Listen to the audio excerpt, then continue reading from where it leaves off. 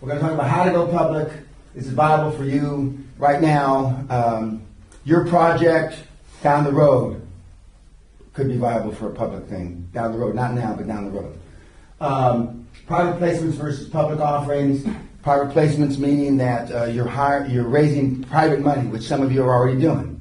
We're going to not talk about Bjorn's potential investors to protect the innocent and protect the guilty, which is him in this case.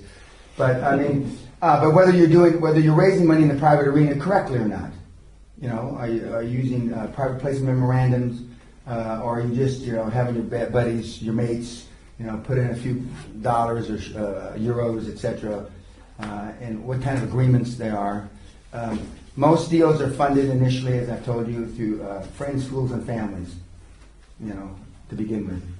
And I emphasize the fools part, because they wouldn't give you the money unless they were your friends or family, because there's no logical reason to, because in most cases you don't have any track record, you don't have fuck all. They owe you because of genetics, the family. They owe you because of genetics, And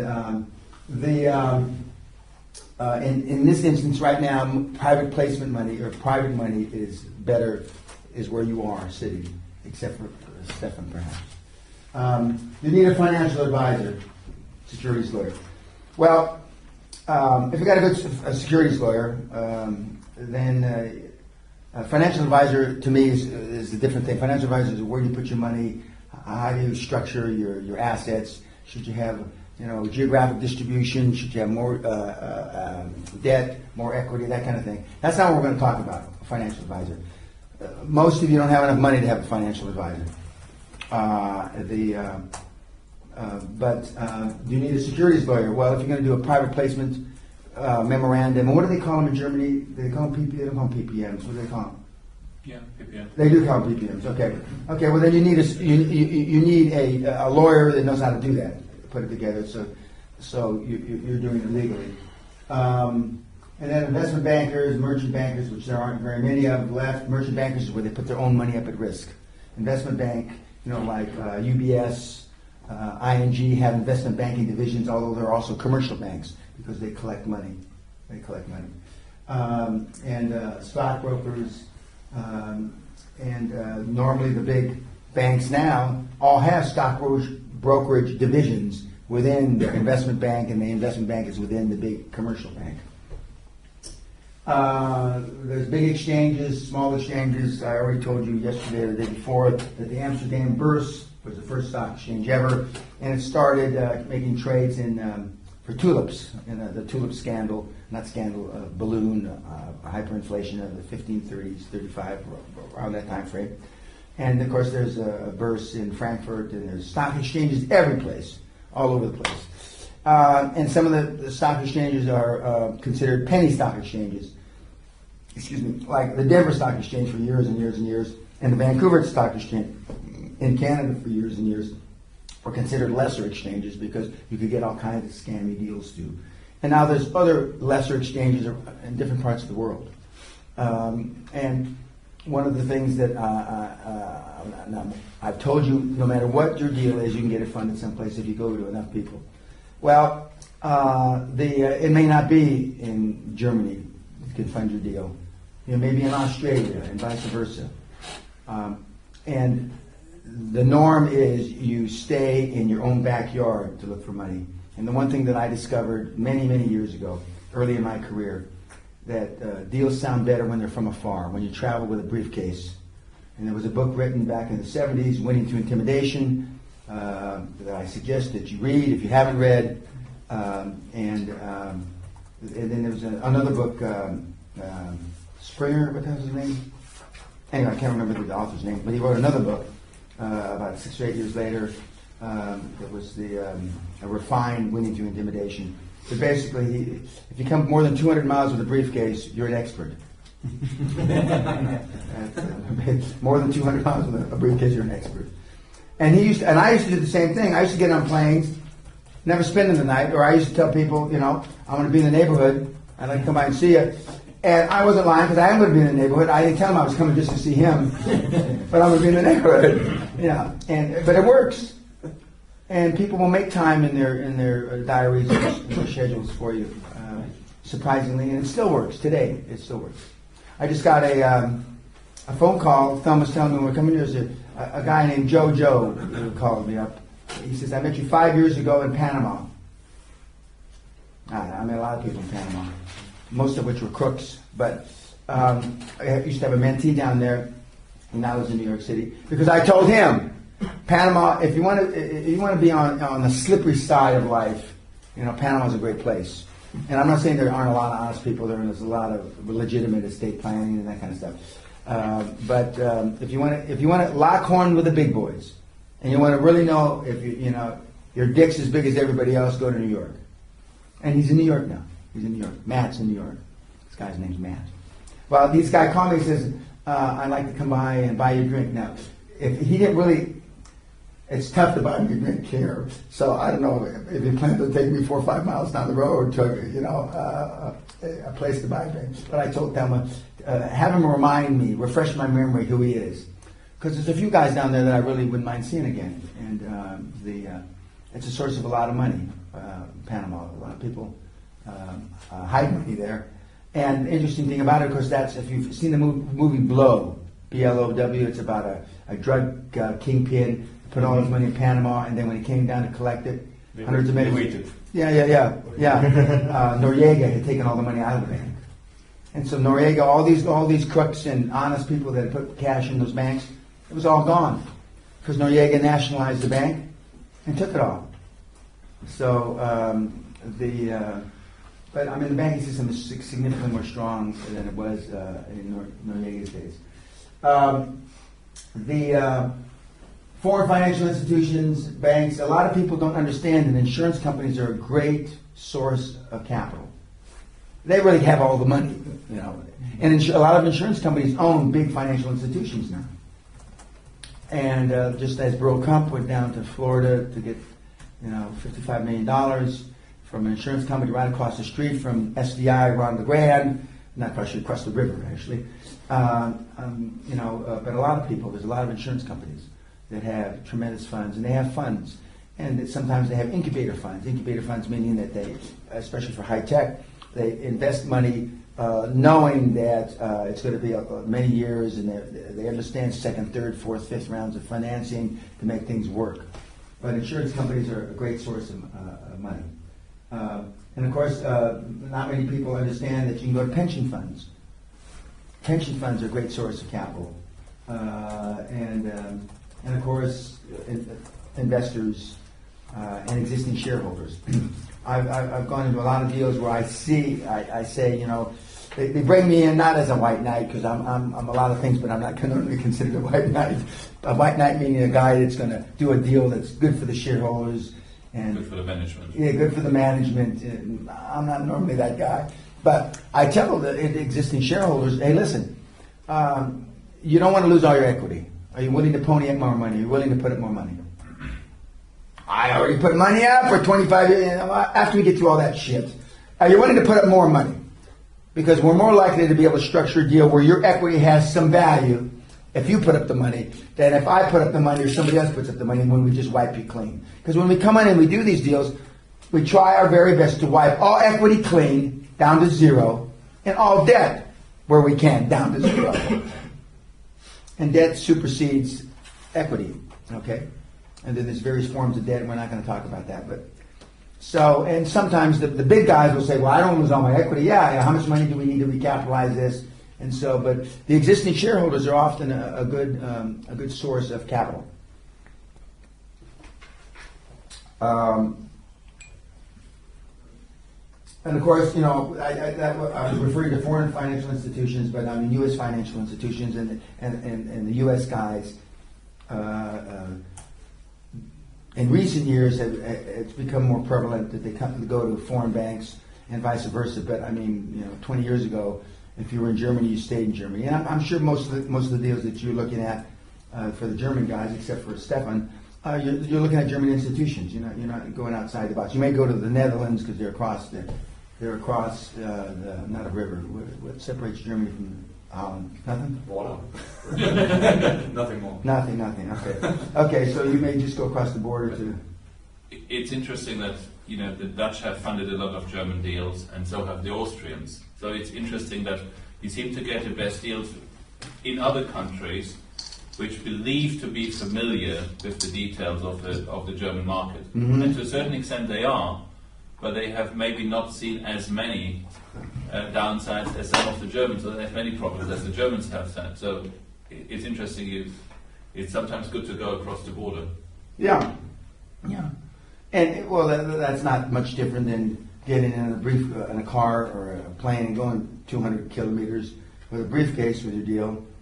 And it's but winning through intimidation is a good thing to read.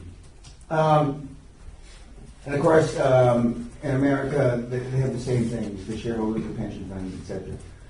Now, majority versus minority shareholder vis-a-vis control. A minority shareholder is really like kissing your sister. Unless you got 49%, but even 49%, you can't really do anything other than demand to see the numbers, demand that they produce accounts, financials, and cause them some havoc and call for an annual general meeting or EGM, extraordinary general meeting. And that's why, getting shares to me doesn't really mean much unless I'm really confident that there's going to be an exit. And as I told Robert, I'm not interested in any long-term deals, because I've been in more 3-year deals that wind up being 8 years than I can count, but I got gray hair on my head, And I've been in more 6-month deals that turned out to be 3 years, and I got gray hair on my head. And so when they come to me and they tell me it's a 10-fucking-year deal with 2 5-year extensions, please, I'll pass. I'm not fucking interested. I couldn't care if Jesus Christ himself was guaranteeing it. And instead of 10.6, we were getting it at 1.1. I don't give a fuck. Because I've been there, done that. Because whatever will go wrong, can go wrong, will go wrong. It just will. It just will. So being a minority shareholder, you got to understand. That's why when you're building your dream team, the guys the shares that you give to the board members, it's not going to be a big deal. And in most cases, they give it back. They're hardly ever a problem. They just aren't, because they realize being a minority shareholder, you got no rights, and because only if you pay a dividend. Are we doing emails, Stephanie? No, we're not doing emails. There's no reception. I'm not even attempting to. Okay. So unless you pay a dividend, doing emails, it doesn't mean anything. Doing emails. Well, unless you pay a dividend, being a minority shareholder doesn't mean anything. So the stuff that you worry about giving shares in your little piece of shit out is a non-starter. Nobody wants to take your little piece of shit away. And yet you're afraid of it. You're afraid.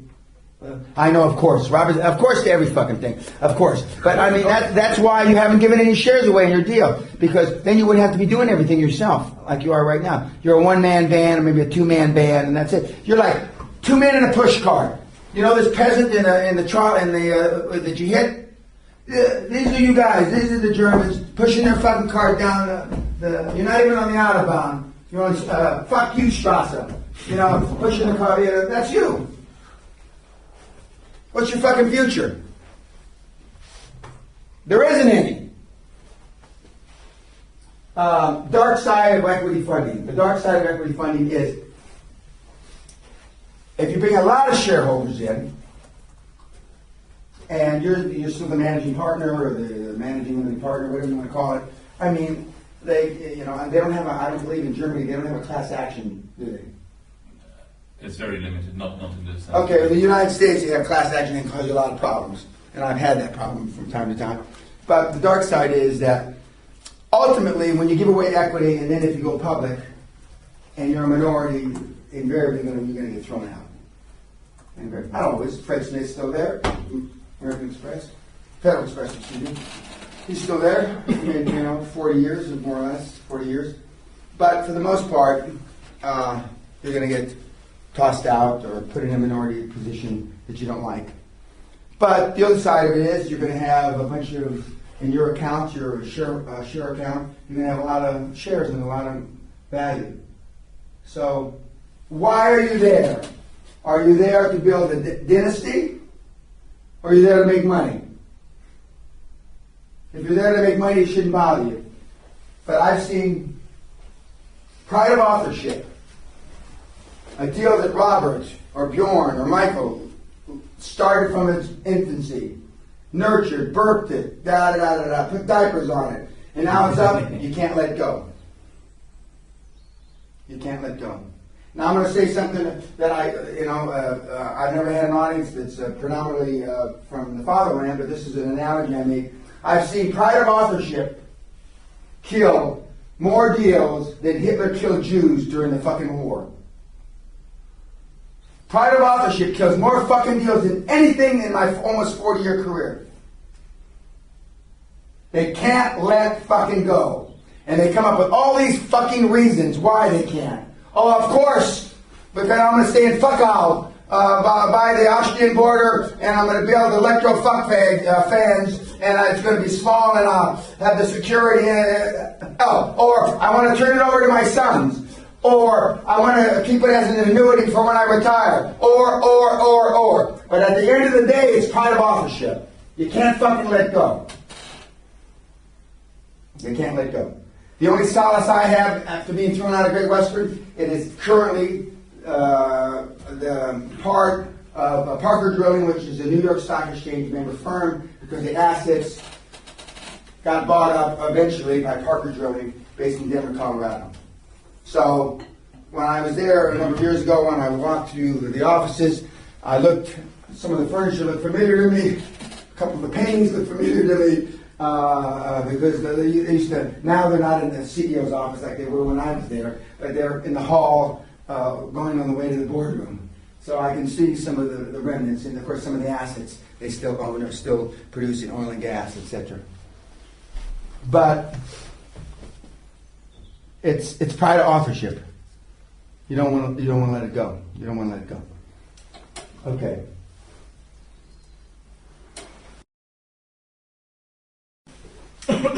I have a question. Sure. In a nutshell, what's in a nutshell? No, yeah. In a nutshell, what's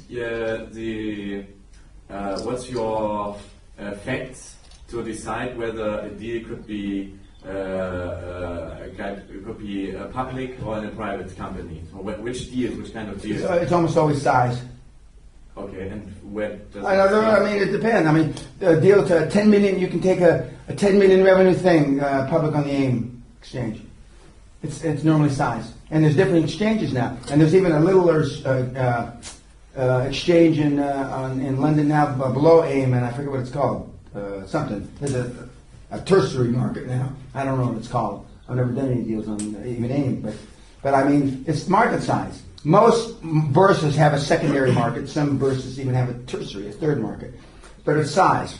It's size. Nothing else. And for example, on AIM, you can put a completely new company on AIM, whereas, for example, on the official list in London, you need to have a 3-year track record. Correct.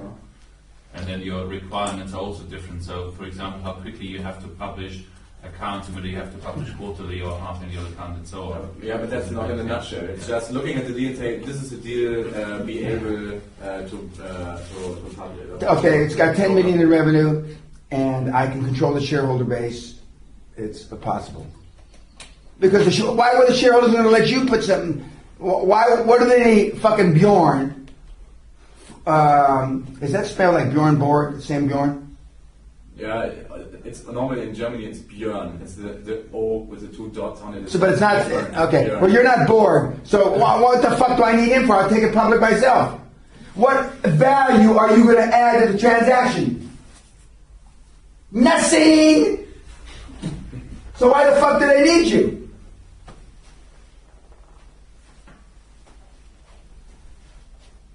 So you have to overcome that. But that's the reality.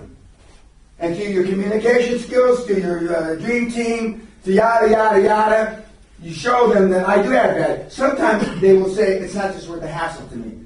You know, I want to go public, but I know it's a big hassle. Or, I want to go public, but it's too expensive because they're cheap.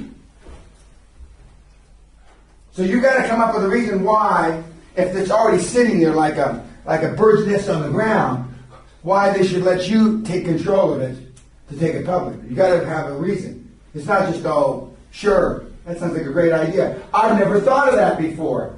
My lawyers and financial advisors and accountants have never said, gee, I could take that 10 million in revenue and I could turn it into a company worth 50 or 60 million and I could increase the value 4 or 5 times and have liquidity in my stock. Gee, I never thought of that.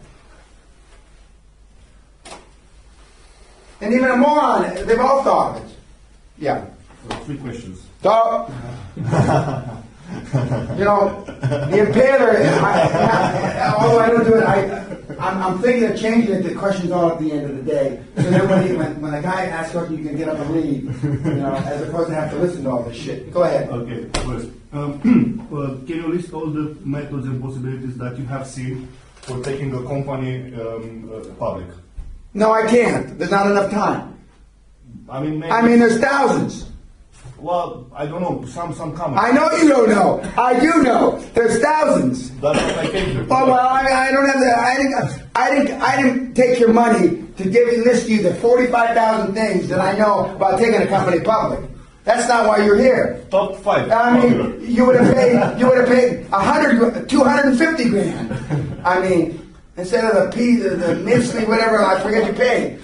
I mean, no. I mean, it's read the fucking. Look at my website. Read the fucking book. It's all in the book. Instead, I know you keep the book as a paperweight on your desk. What do you think I wrote the fucking book? What do you think I just updated? Read the fucking book. It's in the book. It's 300 pages in the book. Okay. Okay, understood. Okay. In the book, that all the sources of money that you are aware of. I mean that's very good advice with pension funds, with insurance companies. I mean, any other locations. I mean, if I can make a list, it would be great. I just gave you the list. Commercial banks, private banks, insurance companies, We get, pension funds, mutual funds. we get all these slides. You get all the slides. Okay. Anyway, okay, this is just, you know, the International Monetary Fund is talking about GDP, the countries. Notwithstanding the financial the collapse that we went through for 18, 20 months, countries are still flush with cash. The banks are flush with cash, but getting it out of the banks is a different story. Because the banks are, especially the banks that have been hurt, are extremely nervous. Extremely nervous. And your deals have to be better than they used to be to get the same amount of money or get the same amount of attention. Yeah. I'm still about thinking about this voting shares. Why do you hear not so often about non-voting shares? Because You hear about it. I didn't mention non-voting shares. You mentioned it. Yeah. I never mentioned non-voting shares. Did I mention non-voting shares? No. But I think Okay. it's brilliant to get the money. Oh, well, yeah, well, then why would I give you money to take non-voting shares? I'd have to be a fucking idiot. I'd have to be a fucking idiot. Oh, there are idiots out there, and plenty of them in Germany. I mean, look at Bodo. Yeah. Look at Bodo. And when did Bodo ever get his fund off the ground? He was going to do a fund. Did he ever get it going? Yeah, it's going. Oh, fuck. Okay, well, then, I mean, there are idiots in the fatherland. But, I mean, non-voting shares aren't. If you are a Siemens, and you have a constant cash flow, then you can think about preference shares or keeping family voting powers, but it's not for collecting new money to give non-voting Like shares. bonds, Unternehmens online, not bonds. Yeah, but bonds is different. Yeah, Bonds is not voting non-voting shares. Bonds is something else. yeah. And debentures, bonds take preference over equity. So they have a first charge on your money as opposed to equity as a second charge. And non-voting shares even are farther down the line. But I mean, I can't, I can't think of a reason why. It doesn't mean it's not impossible, or it's impossible, I shouldn't say. I can't think of a reason why anybody would give you money on non-voting shares. Unless it's your family, or, your schmucks, fools, family, fools, and friends. I've seen deals structured like that. But I mean, I don't count. That's funny money. Money that you get from your own credit cards, family, fools, and friends is funny money. You can structure all kinds of deals. I just looked at a deal where they only gave away the investors put up 96 or 97% of the money and only got 8% of the equity. 8% of the equity. I mean, I couldn't believe it. And they did, not only did they do it once, they did it twice, they did it 3 different times. Same group of investors. And they didn't even wait to see what the results of the first deal were before they put the money up for the second deal. And they put the fucking money up for the first deal before they got the results of the third deal before they got the results of the first deal. Now, those are schmucks. You know, grandmothers, aunts, uncles. And the other side of this, guys, you know, I got more heart. I've never taken any money from any relatives or friends. Never. In 39 years. I mean, and I've taken money from some, let's call it bizarre sources in my time. I don't mean taken and stolen. I mean taken in the sense that they've invested in me. Yeah. But I mean, I don't understand. But I've never crossed, you know, I've never crossed that line. Just like that, I've never had any employed relatives that work for me. My son, Derek, is the first person that's ever got any of my same blood that I have that has worked in any of my organizations. And I've certainly had plenty of opportunities over the years, but I don't want to. And that's why Derek realizes there's a high probability that, you know, I'm going to wind up firing him. Because he knows I'll fire anybody. So the funny money that you've raised in the past. Now, I'm not trying. I don't want to share any private details, but Robert, his deal it seems pretty fair, but it seems to me like he's not getting enough, you know, of the deal for what he's doing, and plus he's putting up money in for the deal, and he's got this deal is a few years old. He's repeated with these guys. They've taken money, not taken, but they've invested with him. But his deal doesn't seem rich enough. It seems too lean for him. But you know, he's comfortable with it. They're comfortable with it, so it works. Yeah. Did you ever lend money from some kind of? Is lend money the same as lend money? Well, let him finish his sentence, but probably he means. Yeah, okay, go ahead. From guys like The Godfather, where you know when you don't pay your arm will. Yes. Okay. And it's in, I believe it's in the book, but in shortly after I went public, we were raising money in tax shelters. Because there used to be tax benefit for oil and gas exploration, etc., back in the early 80s up through the mid-80s. And a buddy of mine named Walter Levine, who's the guy that saw God now 20 years, he's cured of cancer, Mother Teresa turned his life around. And he's a real, you know, saint now. Didn't used to be one, but he sold $5 million, as I recall, to a guy named Dario Ciotti, the number 3 guy in the Genovese mob family, gangsters, Genovese family. And he told him, according to Dario, and he sued me, because according to the court papers, first time that the mafia ever sued anybody, but they sued me. And they said that I was going to get my money back. No problem. Anyway, make a long story short, oil went from 40 to 8. We all lost everything. Okay? Myself included. Okay. So I'm in London. And I got a phone call from Charlie Saleh, and he says, Dan, and he's whispering to me, Dan, you got to get back to the office. He's calling us from Los Angeles. You got to get back to the office right away. Why are you whispering? He says, because I'm in the reception in the foyer. What the fuck are you doing there? He says, because they're in my office and you're on. Who's they? Mr. Ciotti and his accountants. And so I got on a plane right away and I came back, and Ciotti was there with two, they call themselves engineers. They're about 6'8", 300 pounds each. He says, we remove obstacles for Mr. Ciotti, these guys. And so to make a long story short, he says, well, he took me out to be a very nice man. Looked like John Gotti, the gangster, the guy that's in prison. I want my fucking money back.